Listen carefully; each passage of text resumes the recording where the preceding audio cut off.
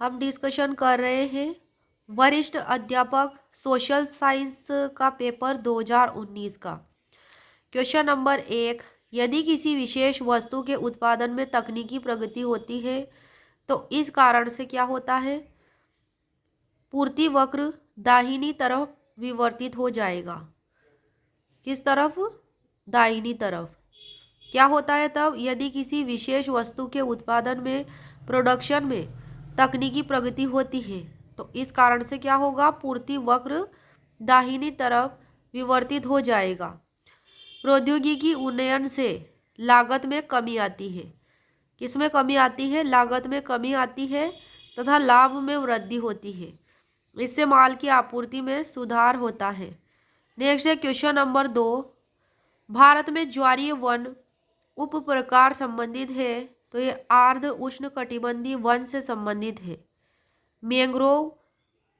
Mangrove ही ज्वारीय one होते हैं। यह मुख्यतः समुद्र तटीय भागों में, नदियों के डेल्टाई क्षेत्र में मिलते हैं। नेक्स्ट है क्वेश्चन नंबर 3, अल नीनो के तीव्र होने का प्रायः परिणाम होता है। किसके तीव्र होने का? अल नीनो के। तो कमजोर मानसून अर्थात कम वर्षा। अल नीनो एक गर्म जल धारा है। नेक्स्ट है क्वेश्चन नंबर 4, ऐसे समाज जिनमें धन संग्रहण का आधार बल प्रयोग है सैन्य समाज कहलाते हैं। किसने कहा था ये? तो ये हर्बर्ट स्पेंसर ने कहा था। किसने कहा था? हर्बर्ट स्पेंसर ने, जो कि ब्रिटिश दार्शनिक और समाजशास्त्री थे। नेक्स्ट है क्वेश्चन नंबर 5, भूमिका पुंज में भूमिका संधि नियोजन हेतु तरीकों के बारे में किसने लिखा है? भूमिका पुंज के बारे में तो ये R.K. मर्टन ने लिखा है। समाज में विभिन्न भूमिका और संबंधों का वर्णन इसमें किया है। नेक्स्ट है क्वेश्चन नंबर 6, एंजिल का नियम बताता है। एंजिल का नियम उपभोक्ता की आय और मांगी जाने वाली मात्रा के बीच के संबंध को बताता है। किसको बताता है? एंजिल का नियम उपभोक्ता की आय और मांगी जाने वाली मात्रा के बीच संबंध को। एंजिल के नियम के अनुसार आय की वृद्धि के साथ भोजन पर होने वाले व्यय के अनुपात में कमी होगी। क्या होगा?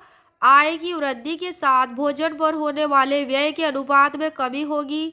मकान व कपड़े पर होने वाला व्यय स्थिर रहेगा। किस पर स्थिर रहेगा? मकान व कपड़े पर होने वाला व्यय स्थिर रहेगा।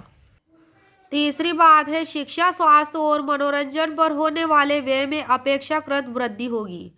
संबंधित नोट है, जर्मनी के अर्थशास्त्री डॉक्टर एंजेल द्वारा यह नियम 1857 ईस्वी में दिया गया था।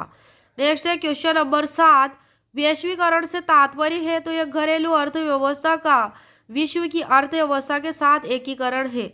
वैश्वीकरण का क्या मतलब है? घरेलू अर्थव्यवस्था का विश्व की अर्थव्यवस्था के साथ एकीकरण है। क्वेश्चन नंबर 8 है, राजस्थान में जिला परिषद सदस्य किसे संबोधित करके स्वहस्ताक्षरित लेख द्वारा अपने पद से त्यागपत्र दे सकता है? तो जिला प्रमुख को। कौन दे सकता है? जिला परिषद का सदस्य।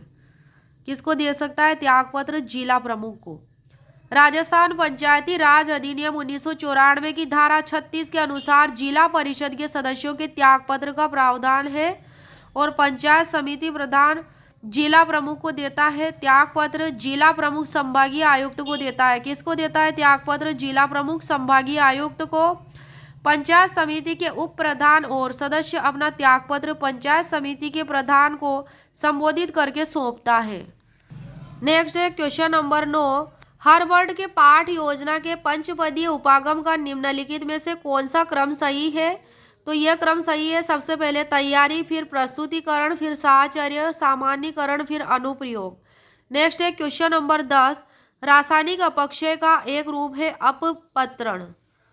अपपत्रण है। क्वेश्चन नंबर 11, भूकंपीय तरंगों के लिए पृथ्वी के अभ्यंतर का कौन सा मंद वेग मंडल कहलाता है? तो यह दुर्बलता मंडल कहलाता है। इस मंडल में तापमान और दबाव की स्थिति के कारण चट्टान नमनीय हो जाती है। इन तरंगों के लिए प्लास्टिक दुर्बलता मंडल को निम्न वेग क्षेत्र कहा जाता है। नेक्स्ट है क्वेश्चन नंबर 12, लेटेराइट मिट्टी का निर्माण प्रधानतः उन क्षेत्रों में पाया जाता है जहां होते हैं उच्च तापमान और भारी वर्षा। यह मिट्टी सामान्यतः तमिलनाडु के पहाड़ी भागों और निचले क्षेत्रों, केरल के चौड़े समुद्र तटीय क्षेत्र, कर्नाटक के कुर्ग क्षेत्र में मिलती है। कौन सी मृदा? लेटेराइट।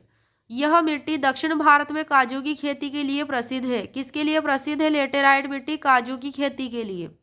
इस मिट्टी में चूने, कैल्शियम, फास्फोरस और नाइट्रोजन की कमी होती है। किस किस की कमी होती है? चूने, कैल्शियम, फास्फोरस और नाइट्रोजन की।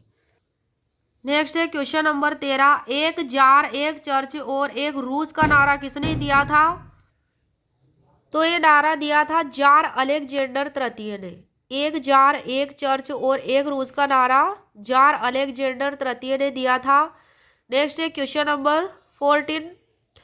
तौहीद का क्या अर्थ है? तो एक आस्था की ईश्वर एक है, एकेश्वरवाद है इसका मतलब। Question number 15। डाक व्यवस्था की नींव किसने रखी थी? शेरशाह सूरी ने रखी थी। क्वेश्चन नंबर 16 है सीधी कार्रवाई दिवस किस दल से संबंधित है? तो यह क्रांतिकारी दल से संबंधित है। नेक्स्ट है क्वेश्चन नंबर 17। समुद्रगुप्त ने किसके प्रति कन्योपायन की नीति अपनाई थी? विदेशी शासकों के प्रति। और यह नीति गुप्त साम्राज्य की राजकुमारियों को विदेशी शासकों से विवाह करने के लिए भेजने की नीति थी, कन्योपायन की नीति। किसने अपनाई थी? समुद्रगुप्त ने। नेक्स्ट है क्वेश्चन नंबर 18। दिल्ली की जामा मस्जिद किसने बनवाई थी? शाहजहां ने बनवाई थी। क्वेश्चन नंबर 19 है कादिरी सिलसिला किसने प्रारंभ किया था? शेख अब्दुल कादिर जिलानी ने। क्वेश्चन नंबर 20 है भारत में एक अनुसूचित बैंक वह है जो भारतीय रिजर्व बैंक की द्वितीय अनुसूची में शामिल है। किसमें शामिल है? भारतीय रिजर्व बैंक अधिनियम की द्वितीय अनुसूची में। भारतीय रिजर्व बैंक अधिनियम की द्वितीय अनुसूची में शामिल है, वह एक अनुसूचित बैंक है। नेक्स्ट है क्वेश्चन नंबर 21। राज्य प्रशासन में जिलाधीश का प्रथम उच्च अधिकारी होता है, तो वह संभागीय आयुक्त होता है। कौन होता है राज्य प्रशासन में जिलाधीश का प्रथम उच्च अधिकारी? तो यह संभागीय आयुक्त होता है।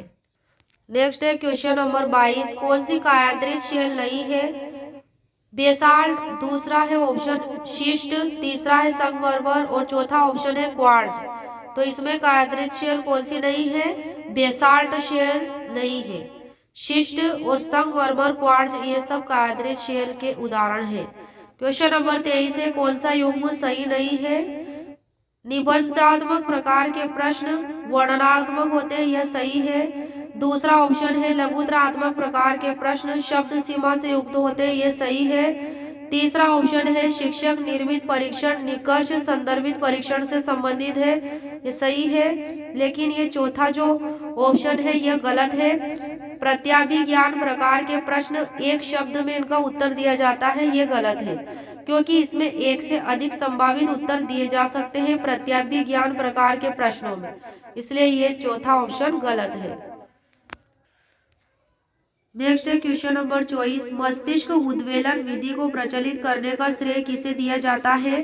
A.F. ऑसबॉर्न को दिया जाता है। इस विधि का मुख्य उद्देश्य है किसी समस्या के लिए संभावित विकल्पों का संचय करना। यह छात्रों में रचनात्मक सोच को बढ़ावा देती है। मस्तिष्क उद्वेलन विधि और यह एक छात्रों में रचनात्मक सोच को बढ़ावा देती है। यह एक समूह केंद्रित तकनीक है। समूह केंद्रित तकनीक है मस्तिष्क उद्वेलन विधि, जिसका उपयोग शिक्षक अधिगम प्रक्रिया में किया जाता है। नेक्स्ट है क्वेश्चन नंबर 25। मानचित्र का कौन सा प्रकार सांस्कृतिक मानचित्रों में सम्मिलित नहीं है? तो इसमें है पहला राजनीतिक मानचित्र, दूसरा है भूगर्भिक मानचित्र, तीसरा है जनसंख्या मानचित्र और चौथा है आर्थिक मानचित्र। तो मानचित्र का कौन सा प्रकार सांस्कृतिक मानचित्रों में सम्मिलित नहीं है? तो इसमें दूसरा ऑप्शन हो जाएगा भूगर्भिक मानचित्र, यह भौतिक मानचित्र के अंतर्गत आता है। बाकी जो इसमें मानचित्र है राजनीतिक, जनसंख्या और आर्थिक मानचित्र, ये सांस्कृतिक मानचित्रों में सम्मिलित है। सांस्कृतिक मानचित्र में और है ऐतिहासिक मानचित्र, प्रशासनिक मानचित्र, सैन्य या सामरिक मानचित्र और सामाजिक और सांस्कृतिक मानचित्र।